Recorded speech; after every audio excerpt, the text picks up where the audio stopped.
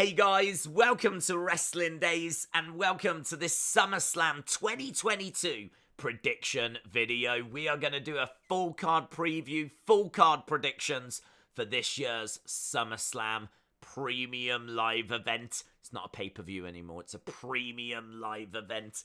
Lots to talk about. We're going to go through the full cards. We're even going to talk about a match or two that could get added maybe at some point this week. At the time of recording this, we've got less than a week to go. So we've still got a Raw.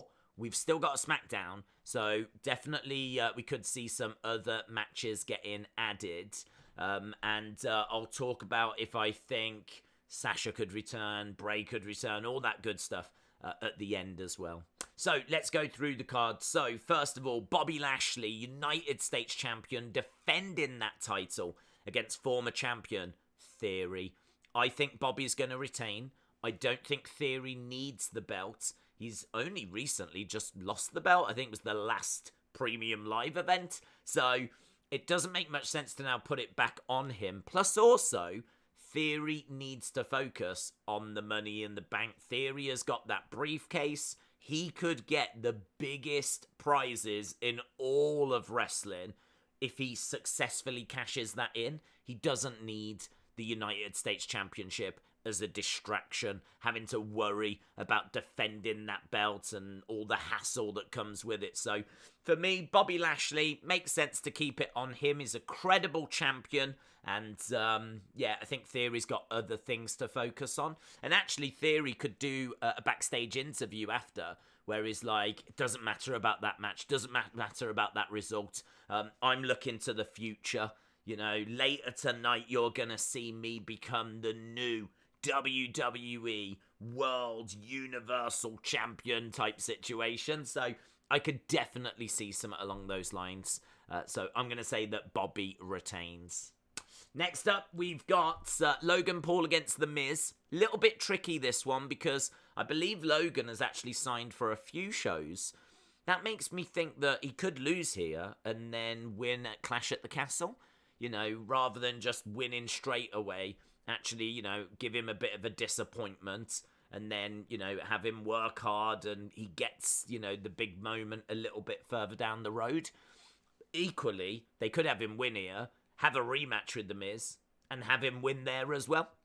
Or he could win here and then have a different opponent. Like, I think this is tricky, actually. I think there's different ways that you can go. It's just, how do you fancy telling this story? So that's hard to predict. That's kind of hard to call. I think that they'll give it Logan, to be honest. I think they'll just go nice and simple. I don't think they'll go too crazy with the booking here. I think Miz got one over Logan at WrestleMania. He attacked him.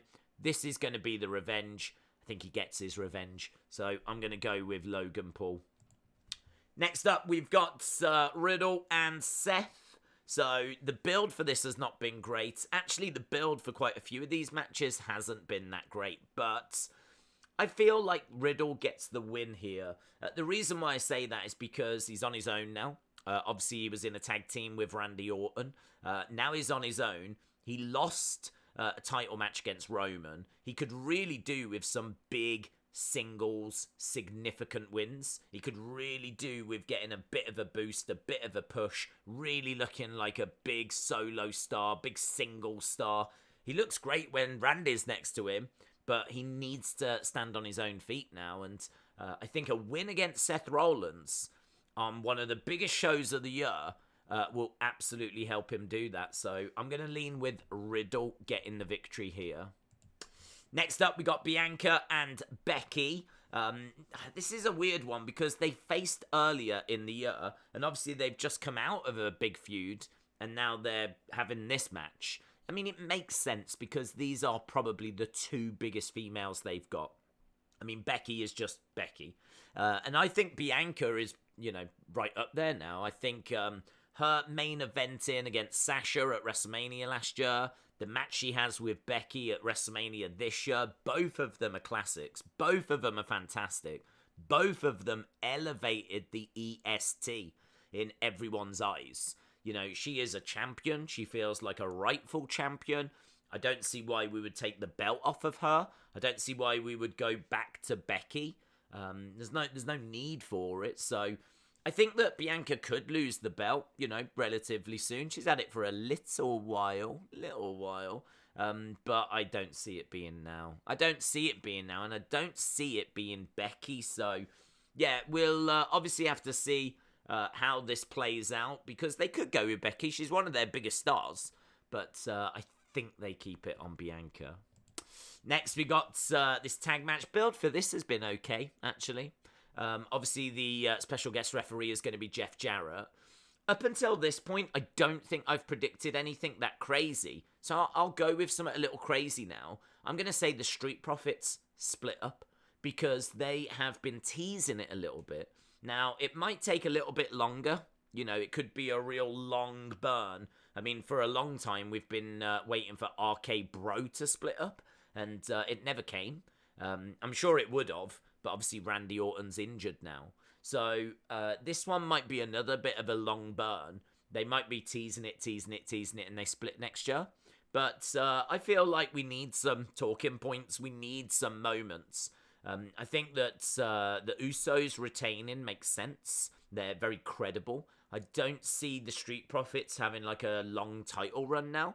And certainly not where, we're starting to already plant a few seeds about them potentially splitting up.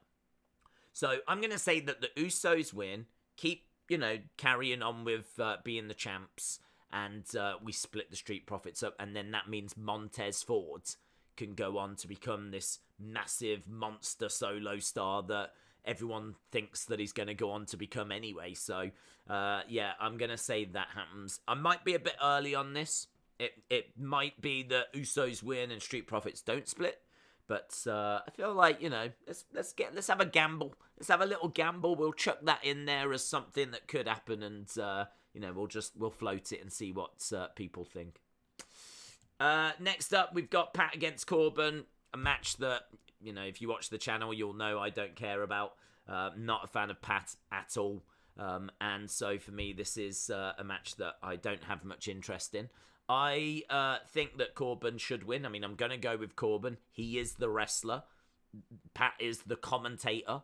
He's had one match. I do think it would be a disgrace if he was to beat the wrestler, having had one match. I mean, I thought it was a disgrace he won at WrestleMania and beat Theory, but I don't know. I feel like a bit of a lone voice on that one. I don't know that anyone else was angered by it, so hey-ho. Not a match for me. I'm going to say that Corbin wins.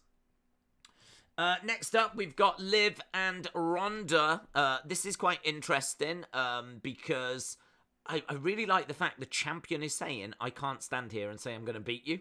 I really like the fact the champion knows that she's probably not as good as the challenger. And I think that's such an interesting story. I don't mind Liv retaining. I do have a bit of a problem if she's going to beat Ronda clean. I wouldn't do that.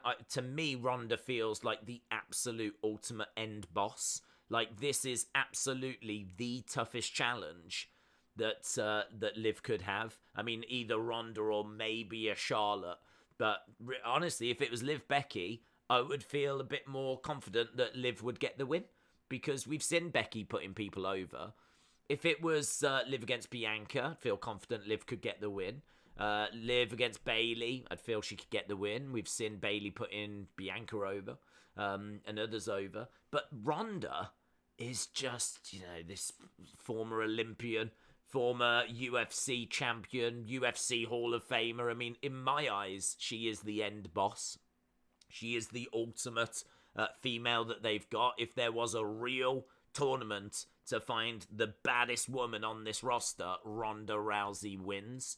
So that's why I'm saying if Liv now is going to be beating Ronda just clean, I'm going to struggle a bit with that, to be honest. I really want to get on board with Liv. I ain't got no problems with Liv, but I think this needs to be booked the right way. I think for now, for where Liv is right now, I think she could probably do with some outside interference. So I'm going to say Bayley comes back. Bayley comes back, provides a distraction.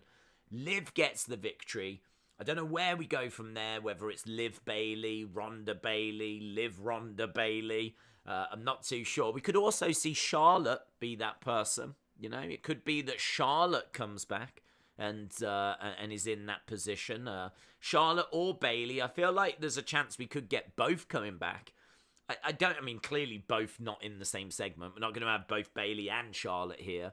But I definitely think one of them is going to get involved in this. And honestly, I could see Liv coming out as champion. And I've got no problem with that. Next up, we've got Roman and Brock. Roman and Brock, main event. Keep this nice and simple. Roman retains. I think that he gets the job done. I think he leaves SummerSlam with the belts as well. After this match, I think Theory comes down.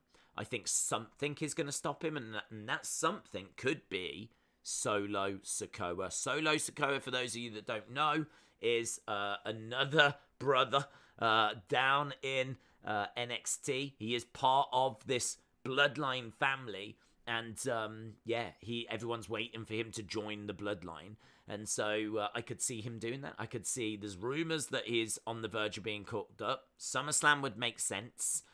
Roman needs help. He could get involved in the match, but I think not only is there going to be outside interference, not only is Roman going to get past Brock thanks to help, but somehow there's going to be a failed cash-in as well. I think Theory's been talking so much about cashing in at this moment that they've got to do something, but I don't think they have to have him successfully cash in. I think that Roman's going to retain. Theory is going to try to cash in, but not. I think he'll try to come down, but he'll get wiped out, so he never actually cashes in. So I could see Theory with the briefcase after SummerSlam. I could see Roman with the belts after SummerSlam. I can see Solo Sikoa on the main roster. I can see Bayley or Charlotte or both being back. So maybe the Street Profits having split up. So those are the kind of things that I'm looking at when it comes to SummerSlam and the surprises that we're going to get. There is one more thing to talk about, and that is Edge. Now, obviously, these vignettes have been playing, and it's Edge. Like, I think we all know it's Edge. The bigger question is, though, is it Edge on his own? Because he's coming back to deal with Damien Priest and Finn Balor. So is it just Edge? Or is it Edge and a partner? Obviously, a lot of people want Bray. I don't personally think Bray has been involved up until this point, because I think that, yes, you can look into those vignettes and find things connected to Bray, but I think that you can do that. There is like a bit of coincidence in there. I don't think there's anything that I've seen that is concrete enough that makes me think, yes, they're doing that on purpose. You know, people getting excited about the number 6, which, you know, might not even be a 6. So, you know, there's lots of little things like that. You could see a 6. Is it a 6? You know, maybe there is a 6, but maybe it's just a 6. Maybe if you watch it, you'd find a 5, a 4, a 3, a 2, and a 1 as well. So I think you can find connections if you are looking for them. So for me personally, I don't think he's involved. But, and this is a big but, Vince McMahon just retired. And I think the biggest barrier for Bray coming back is Vince McMahon. And so now he's gone. If Steph picks up the phone, if Nick Khan picks up the phone, if Bruce Pritchard picks up the phone and says, we want you back, we're going to pay you what we were paying you before, but now you're going to get a bit more control over your character. Like, we'll come up with ideas. If you don't like it, you can veto them or something. I don't know that WWE would do that.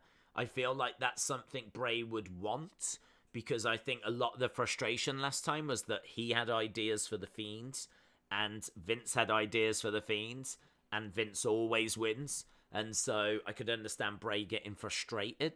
So now that Vince isn't around, I think that the door's open. And there's still plenty of time to pick up a phone. Like, you could be calling him right now. Hello, are you free next weekend?